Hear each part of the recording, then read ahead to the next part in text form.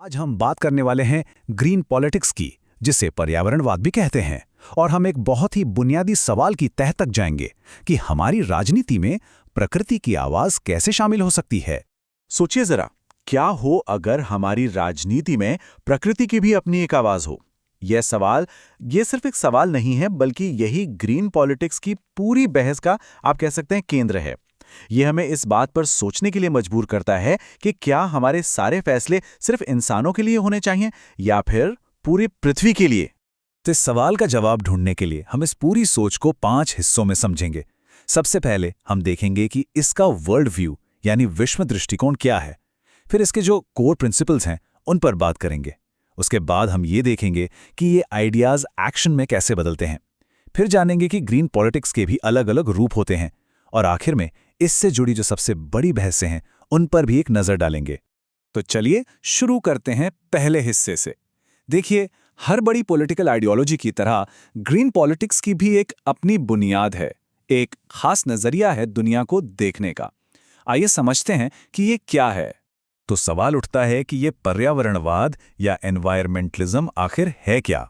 देखिए, ये एक पॉलिटिकल आइडियोलॉजी है, एक ऐसी सोच जो कहती है कि हम बस आंखें बंद करके अंधी दौड़ में इकोनॉमिक ग्रोथ के पीछे नहीं भाग सकते।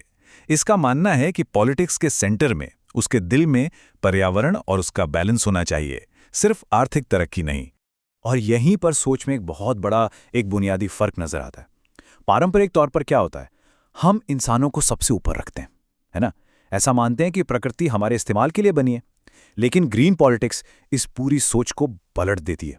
वो कहती है कि नहीं, प्रकृति की अपनी एक वैल्यू है, एक इंट्रिंसिक वैल्यू, भले ही वो हमारे किसी काम आए या ना आए। तो ये जो शिफ्ट है मानव केंद्रित से पारिस्थितिक केंद्रित सोच की तरफ, यही इसका सबसे बड़ा बदलाव है। ठीक है, तो ये तो हुई वर्ल्ड व्यू की बात। लेकिन इस सोच को असलियत में कैसे लाया जाए, यहीं पर इसके कुछ कोर प्रिंसिपल्स यानी मुख्य सिद्धांत काम आते हैं, जो एक तरह से हमें रास्ता दिखाते हैं। ग्रीन पॉलिटिक्स का सबसे पहला और शायद सबसे जरूरी सिद्धांत है कल के बारे में सोचना, मतलब भविष्य के बारे में सोचना। इसी को कहते हैं इकोलॉजिकल सस्टेनेबिलिटी। आसान भाषा में कहें तो आज हम रिसोर्सेज का इस्तेमाल ऐसे करें कि आने वाली पीढ़ियों के लिए भी वो बचे रहें। और इसी से जुड़ा है एक और बहुत मशहूर आइडिया, सस्टेनेबल डेवलपमेंट का, यानी विकास ऐसा हो जो हमारी आज की जरूरतें तो पूरी करे, लेकिन भविष्य की पीढ़ियों की जरूरतों से कोई समझौता ना करे। और ये सिर्फ भविष्य की चिंता नहीं है, बल्कि ये न्याय की, जस्टिस की भी बात है।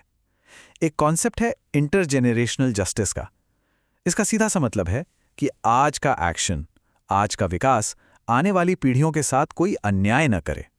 और दूसरा है एनवायरमेंटल जस्टिस, जो ये कहता है कि पर्यावरण को जो भी नुकसान होता है उसका बोझ समाज के सबसे कमजोर और गरीब तबकों पर ही क्यों पड़े, इसका बंटवारा भी न्यायपूर्ण होना चाहिए। ग्रीन पॉलिटिक्स हमारे मौजूदा सिस्टम पर भी बड़े सवाल खड़े करती है। ये इंडस्ट्रियलिज्म की आलोचना करती है, मतलब उस सोच की जो कहती है कि बस ज्यादा से ज्यादा बनाओ और ज्यादा से ज्यादा खर्च करूं। इसका तर्क है कि इस तरह का विकास लंबा नहीं चल सकता। और एक बहुत जरूरी सिद्धांत है प्रिकॉशनरी प्रिंसिपल, मतलब अगर किसी काम से पर्यावरण को बहुत बड़े नुकसान का जरा भी खतरा है तो उसे तब तक नहीं करना चाहिए जब तक ये पूरी तरह साबित ना हो जाए कि वो सेफ है। तो ये सब होगा कैसे? इसका अप्रोच भी बड़ा दिलचस्प है, एक होलिस्टिक अप्रोच। पहली बात, सिस्टम की तरह सोचो। ये समझो कि सब कुछ, हर चीज एक दूसरे से जुड़ी हुई है। एक जगह का पोल्यूशन दूसरी जगह असर डालेगा ही। दूसरी बात, लोकल लेवल पर एक्शन लो, मतलब फैसले कम्युनिटी आधारित होने चाहिए। और तीसरी बात, ग्लोबल लेवल पर सहयोग करो, क्योंकि क्लाइमेट चेंज जैसी जो बड़ी चुनौतियां हैं उन्हें कोई एक देश अकेले तो हल नहीं कर सकता। तो ये तो हो गए सारे सिद्धांत, सारी थ्योरी। लेकिन सवाल यह है कि ये सारे आइडियाज असल दुनिया में जमीन पर कैसे उतरते हैं। चलिए अब कुछ असली दुनिया के उदाहरण देखते हैं। लोकल एक्शन की बात करें तो भारत का चिपको आंदोलन इससे बेहतर उदाहरण क्या हो सकता है। ये एक बहुत ही पावरफुल मिसाल है कि कैसे जमीनी स्तर पर आम लोग, आम समुदाय अपने जंगलों को बचाने के लिए उठ खड़े हुए। ये बिल्कुल वही है जिसे हम कहते हैं कम्युनिटी बेस्ड एक्शन। और एक तरफ जहां ये लोकल एक्शन है, वहीं दूसरी तरफ ग्लोबल एक्शन भी उतना ही जरूरी है। इसका सबसे बड़ा उदाहरण है पेरिस क्लाइमेट अग्रीमेंट। ये दिखाता है कि जब क्लाइमेट चेंज जैसी कोई ग्लोबल चुनौती सामने आती है तो पूरी दुनिया के देशों को एक साथ मिलकर काम करना ही पड़ता है। तो इससे पता चलता है कि ये आइडियोलॉजी लोकल और ग्लोबल दोनों लेवल पर काम करती है। अच्छा, अब ये समझना भी बहुत ज़रूरी है कि ग्रीन पॉलिटिक्स कोई एक पत्थर की लकीर जैसी विचारधारा नहीं है। इसके अंदर भी अलग अलग तरह की सोच है, अलग अलग धाराएं हैं। मोटे तौर पर हम इसे दो हिस्सों में बांट सकते हैं। एक तरफ हैं रिफॉर्मिस्ट यानी सुधारवादी।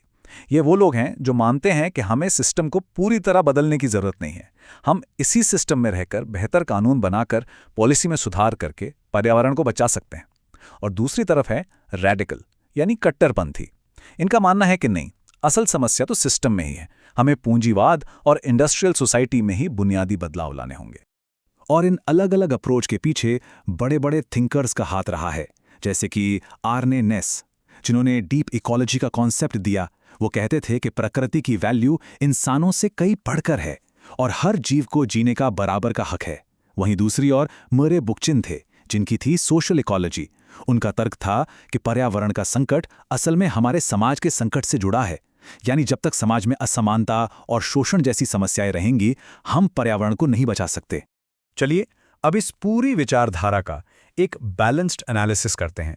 मतलब इसकी ताकत क्या है, इसकी कमजोरियां क्या हैं और आगे का रास्ता कैसा हो सकता है। तो इसकी सबसे बड़ी ताकत तो यही है कि ये हमारे समय के सबसे बड़े ग्लोबल क्राइसिस यानी पारिस्थितिक संकट का सीधा सामना करती है। ये सस्टेनेबिलिटी और जिम्मेदारी की बात करती है, लेकिन इसकी आलोचना भी होती है। आलोचक कहते हैं कि ये इकोनॉमिक ग्रोथ के रास्ते में आ सकती है और कई बार इसके आइडियाज़ को लागू करना बहुत मुश्किल, या यूं कहें कि थोड़ा ज़्यादा आदर्शवादी लगता है। तो कुल मिलाकर जो सबसे ज़रूरी बात समझने वाली है वो ये है कि ग्रीन पॉलिटिक्स सिर्फ पेड़ पौधे लगाने की बात नहीं है। ये सोच में एक पैराडाइम शिफ्ट है, एक ऐसा बदलाव जो हमें मानव केंद्रित विकास से हटाकर पारिस्थितिकीय केंद्रित गवर्नेंस की तरफ ले जाता है। और आखिर में ये हमें एक बहुत बड़े सवाल के साथ छोड़ जाती है। क्या हमारी अर्थव्यवस्था और हमारी पारिस्थितिकी, हमारी इकोनॉमी और हमारी इकोलॉजी एक टकराव के रास्ते पर हैं? और ये एक ऐसा सवाल है